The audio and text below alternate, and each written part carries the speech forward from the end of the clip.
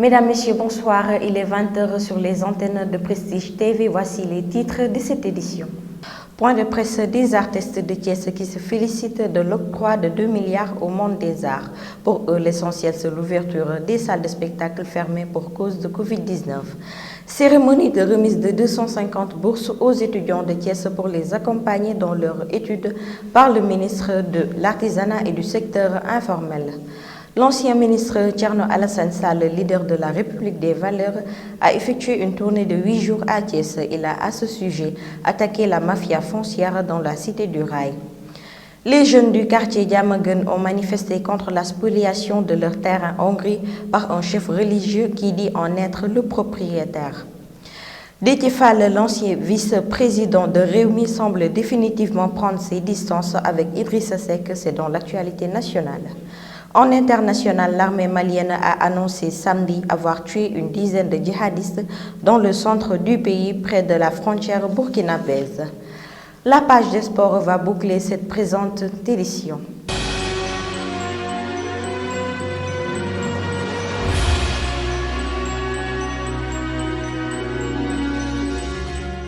Bienvenue et merci de vous informer sur Prestige TV. Covid-19, la situation épidémiologique de ce lundi fait état de 119 cas positifs, dont 74 issus de la transmission communautaire avec un décès enregistré. Plus de détails avec le docteur El Hadji Mamadou Ndiaye, directeur de la prévention. 119 sont revenus positifs, soit un taux de positivité de 9,97%. Les cas positifs sont répartis comme suit. Nous avons 45 cas contacts suivis par nos services. Aucun cas importé n'a été enregistré au niveau de nos différentes portes d'entrée aériennes, maritimes et terrestres. Et nous avons eu 74 cas issus de la transmission communautaire répartis comme suit. 5 à Dakar Plateau et à Diourbel, 4 à Touba, 3 aux Almadies, à Fatick, Liberté 6 et Richard Toll,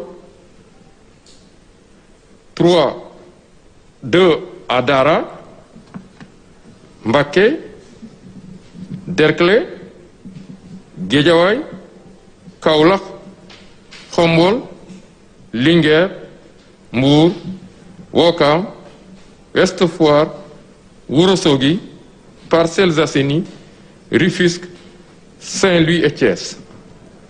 Amitié 2, Bopp, Cambérène, Castor, Dagana, Dieuppeul, Fass, Goudiri, Grand Yoff, Fann Bel-Air, Mariste, Mermoz, Ngor, Podor, Ranérou, Sud Foire, Tivaouane Peulh, Yeumbeul et Yoff. 95 patients hospitalisés ont été contrôlés négatifs et déclarés guéris. 35 cas graves sont pris en charge dans les services de réanimation. 2 décès ont été enregistrés ce dimanche 27 décembre 2020. L'état de santé des autres patients hospitalisés est jugé stable. Impactés par la Covid-19, les artistes de Thiès ont tenu un point de presse au cours duquel ils se félicitent de l'apport de 2 milliards de francs CFA octroyés par l'État. Ils demandent néanmoins l'ouverture des salles de spectacle et la levée de toute interdiction de se produire. Diosli, leur porte-parole au micro de Cheikh Fall et Mohamed Bouye. Moi, je pense que la position des acteurs culturels de Thiès, elle est très claire. Donc, nous, notre préoccupation, c'est que l'État soit conscient sur un fait, c'est-à-dire qu'il libère les salles, les spectacles, pour nous permettre d'exercer notre travail. C'est ça le but et l'action première de notre combat. Donc, pour les 2,5 milliards, nous, on a été clair. L'objectif de notre combat, ce n'était pas de réclamer une compensation ou bien une subvention, mais c'est juste demander à l'État de lever cette mesure et de permettre aux acteurs culturels de pouvoir exercer de leur travail afin de retrouver leur dignité. Parce que ça fait 9 mois que pratiquement l'ensemble des musiciens et promoteurs de spectacles du Sénégal ne travaillent pas et c'est leur gagne-pain. Donc moi je pense qu'on attend d'eux des solutions structurelles et durables, pas des solutions conjoncturelles. Donc et même s'ils subventionnent les artistes, vu cette somme, vu le nombre des artistes, ce qui est sûr et certain, beaucoup d'artistes seront lésés. Peut-être il y en a certains qui vont s'en sortir avec des millions, mais la majeure partie des gens qui vivent de leur instrument et de leur voix ne s'en sortiront pas. Parce qu'ils vont se retrouver avec des sommes de 100 à 120 000 francs. Qu'est-ce que ça peut faire? Le ministre de l'Artisanat et du secteur informel a procédé à la remise de 250 bourses aux étudiants de Thiès pour les accompagner dans leurs études. Il s'agit selon lui de vulgariser les acquis de l'emploi des jeunes dans le cadre du PSE. C'était en présence de son collègue Yankhoba Diattara des télécommunications. Nous remercions le Tout-Puissant qui nous a donné force pour venir ici parler devant vous.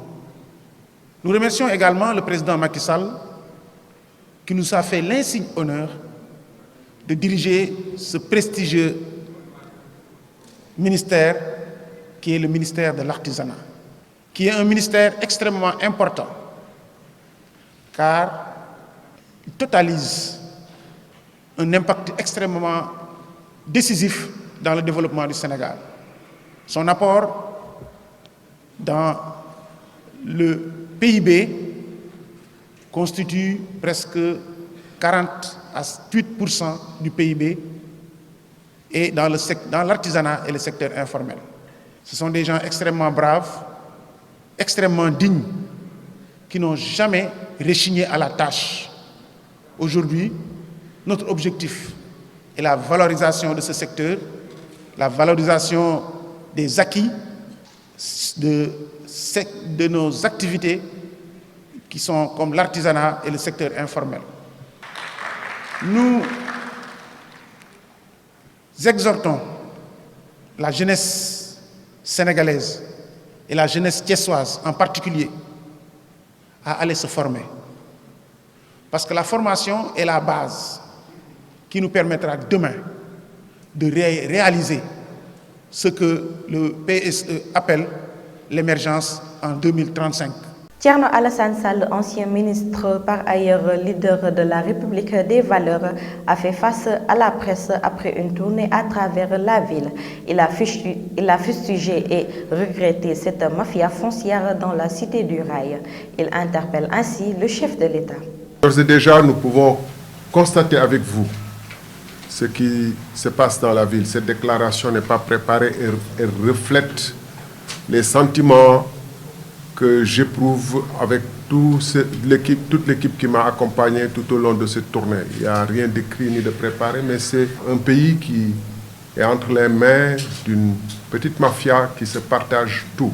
Je peux donner 1000 exemples, mais il suffirait de dire simplement que du point de vue économique, le tissu industriel ou ce qui pourrait être colonisation, avec un plan d'aménagement qui voulait donner aux colons une justification de sa mission civilisatrice et de construction d'une ville.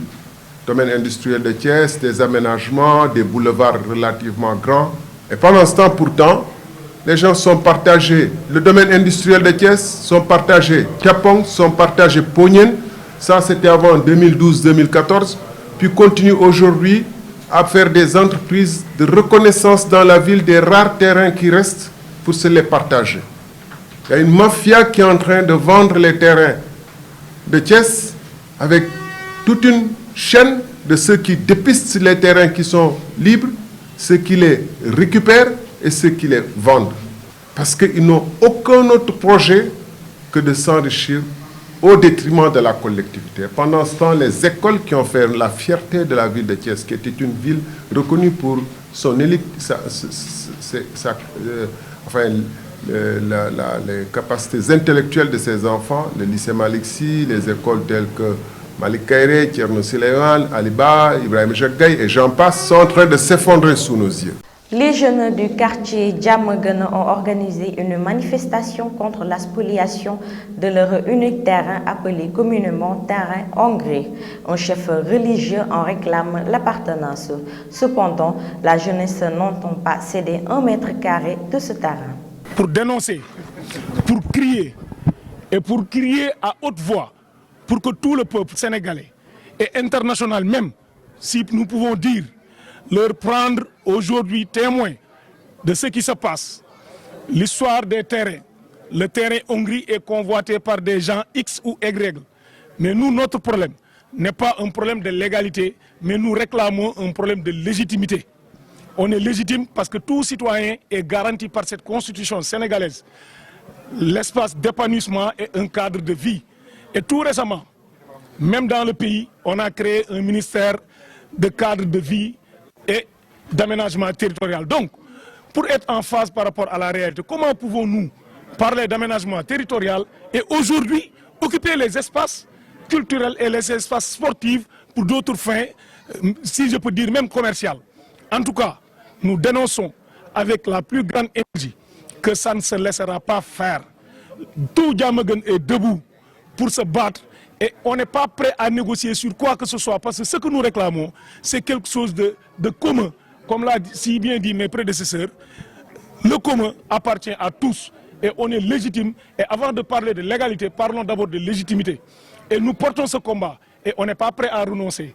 Nous le disons ici et on est déterminé, on est ferme à se battre. Et quiconque voudra prendre ces espaces devant nous va devoir passer sur nos corps pour le faire parce que nous ne laisserons pas faire. Et nous remercions tout le monde, les associations ODECAV, de Thiès, ORCAV, les associations de femmes, tout le monde est représenté. Il ne faut pas juste voir cette auguste assemblée parce que derrière, nous voudrions respecter la pandémie, respecter les mesures barrières et respecter les consignes pour être des légalistes. En tout cas, nous le disons et Diamaguène a dit non et nous diserons non éternellement pour préserver nos terres. Je vous remercie. Le ministre des Mines et de la Géologie a effectué une visite dans la société sénégalaise des phosphates de Thiès SSPT. Cette visite entre dans le cadre de la responsabilité sociétale et des dispositifs miniers pris par le gouvernement. Omar Sarr, que nous suivons. C'est une visite qui a son sens dans le cadre de cette visite de l'ensemble des sociétés minières. Et de voir quels sont les problèmes, quelles sont les solutions à court terme et à moyen terme. Donc ce sont des discussions intéressantes et c'est bien de regarder sur le terrain concrètement comment l'usine fonctionne, quels sont ses problèmes, quels sont le nombre d'expatriés qu'il y a, le nombre de les Sénégalais qu'il recrute, comment ils recrutent, quels sont leurs fournisseurs.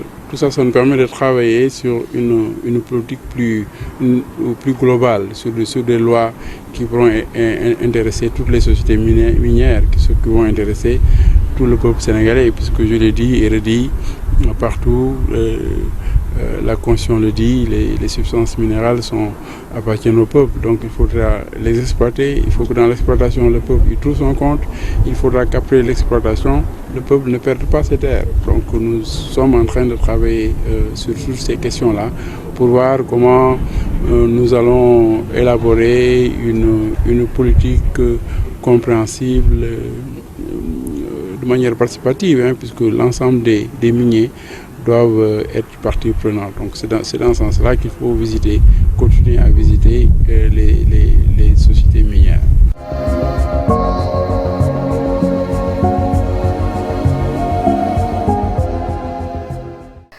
Déthié Fall refuse la main tendue par le président du parti Rewmi Idrissa Seck après sa nomination comme secrétaire national chargé du développement industriel. Rokhaya Dieng. Commençons les actualités nationales avec le projet de suppression de la ville de Dakar, continue de soulever des vagues de réactions. Serigne Ali Moussa Samb, imam ratib de la grande mosquée de Dakar, a manifesté son désaccord et invite le gouvernement à renoncer à ce projet. L'État n'a rien à Dakar. Tout appartient aux Lébou. Qu'on ne nous pousse pas à la révolte. Nous faisons face à toute forme d'agression, a déclaré le chef religieux. Il a également invité le chef de l'État et son gouvernement à comprendre que le Cap-Vert ne leur appartient pas et ne leur appartiendra jamais. Nous avons des papiers clairs. Il est temps qu'on nous respecte. Personne ne pourra falsifier les choses. Ce qui s'est passé en Algérie aura lieu chez nous, a-t-il prévenu. L'ancienne présidente du Conseil économique, social et environnemental, Aminata Touré, en remet un couche sur une éventuelle troisième candidature de Macky Sall dans un entretien avec Jeune Afrique. Elle réaffirme que Macky Sall devrait quitter en 2024. La position qu'elle avait exprimée lors d'une conférence virtuelle sur la limitation des mandats reste la même. Elle a d'ailleurs rappelé les dispositions adoptées en 2016 lors du référendum et notamment l'article 27 de la Constitution qui stipule que nul ne peut exercer plus de 2 mandats consécutifs. Elle confirme ainsi un entretien avec Jeune Afrique que Macky Sall a assuré à plusieurs reprises qu'il ne briguerait pas un 3e mandat et qu'elle n'en fait que le rappel. Déthié Fall semble prendre définitivement ses distances avec Idrissa Seck. Destitué de son poste de vice-président du parti dirigé par l'actuel président du Conseil économique, social et environnemental, il a refusé la main tendue de ce dernier. J'ai pris connaissance ce jour de ma nomination de secrétaire national chargé du développement industriel. Je remercie le président Idrissa Seck et décline en même temps ce poste, a-t-il fait savoir dans un communiqué qui nous est parvenu. Déthié Fall donne ainsi rendez-vous très prochainement pour un engagement politique exclusivement orienté au service du peuple sénégalais.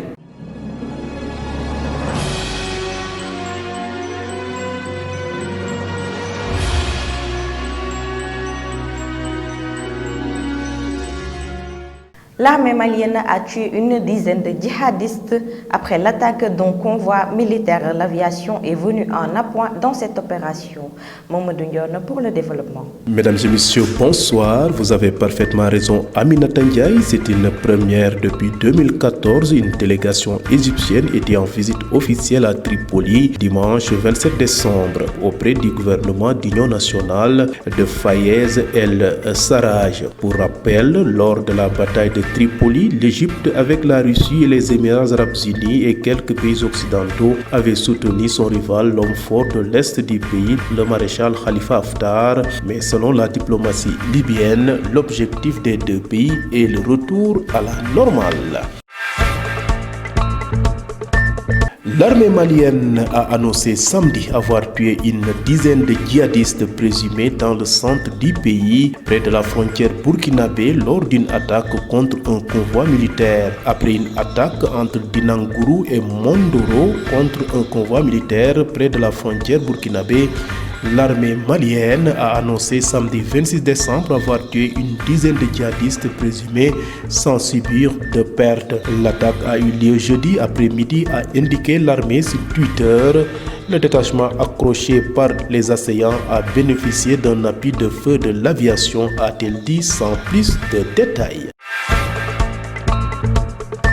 Terminons ce rapide survol de l'actualité internationale en Centrafrique où les électeurs ont voté dimanche pour des élections présidentielles et législatives sous extrême tension. Le pays toujours plongé dans une guerre civile et sous la menace d'une nouvelle offensive rebelle contre le régime. Et finalement, malgré des incidents épars, l'explosion de violence redoutée n'a pas eu lieu.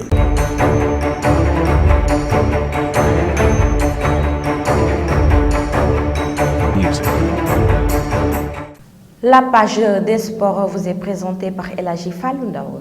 Merci et bonsoir Aminata Ndiaye, bonsoir amis sportifs et bienvenue dans cette page des sports que nous ouvrons avec les délégués fédéraux qui étaient ce week-end passé à Kaolack pour un atelier de mise à niveau avant le démarrage des compétitions de la Ligue de football amateur. C'est le ministre Abdoulaye Sow, président de la LFA, qui a ouvert les travaux qui ont duré 2 jours. Plus de 70 délégués étaient sur place. Ils ont pris connaissance et lettre de mission pour un bon déroulement des matchs et surtout en cette période de la pandémie du Covid-19. 2019. Et ces pratiques occultes seront sévèrement sanctionnées et les mesures barrières rigoureusement respectées. Pour cette saison, les délégués fédéraux seront dans les stades avec une autre vision et un comportement nouveau avec plus de responsabilité. Le délégué fédéral est le représentant de la Fédération sénégalaise de football et il est le seul habilité à décider du report ou de l'interruption d'un match pour des raisons de sécurité ou défaut d'une bonne organisation. La collaboration entre les différents officiels est nécessaire pour le bon déroulement des rencontres. À noter que le démarrage des compétitions de la Ligue professionnelle et de la Ligue amateur est prévu pour la semaine du 2 janvier 2021. Championnat européen Prime League 15e journée, Liverpool est tenu à domicile en échec par West Brom, un but partout. Et Liverpool reste leader avec 32 points. Everton en déplacement bat Sheffield 1-0 et se classe deuxième avec 29 points. Leicester est troisième après son match nul face à Manchester United, 2 buts partout. Wolverhampton et Tottenham font match nul, 1 but partout. Au programme aujourd'hui, Crystal Palace et Leicester, Chelsea rencontre Aston Villa, Everton reçoit Manchester City. Liga espagnole au programme demain mardi 16e journée, Séville FC reçoit Villarreal, FC Barcelone reçoit Eibar, Cadix reçoit Valladolid, Levante Betis Séville. Courses hippiques pour terminer deuxième journée à l'hippodrome Ndiaw Macodou de Thiès. Chez les poulains de 2 ans sur une distance de 1200 mètres, c'est Diofior qui enlève la première place avec un chrono d'1 minute 35 secondes. Deuxième Lugolo. Troisième, la reine de Saba pour les poulains de 3 ans sur une distance de 1650 mètres. C'est Expert qui enlève la première place avec un chrono de 2 minutes 24 secondes. Deuxième, Diek. Troisième, Lat Fatim. Groupe 3220 mètres. Premier, Bar avec un chrono de 3 minutes 04. Deuxième, Belle. Troisième, Soudou.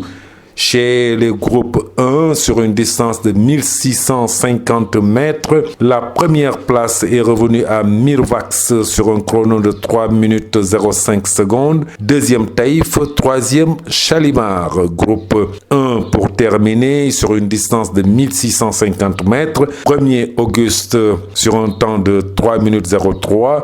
Deuxième Magistrat, troisième Feydou, quatrième Doumayen.